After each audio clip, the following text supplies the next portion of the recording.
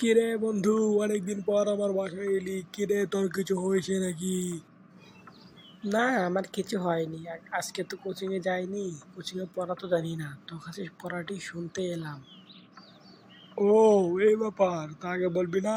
আয় আয় আয়, আমি তোকে পড়া টিকিয়ে দিচ্ছি, আয়। বন্ধু, তোকে অনেক ধন্যবাদ। তুই জানিস তো পড়া না পারলে স্যারে কিরকম করে। মেরে পুরো পিঠ ফাটিয়ে দেয় রে দোস্ত।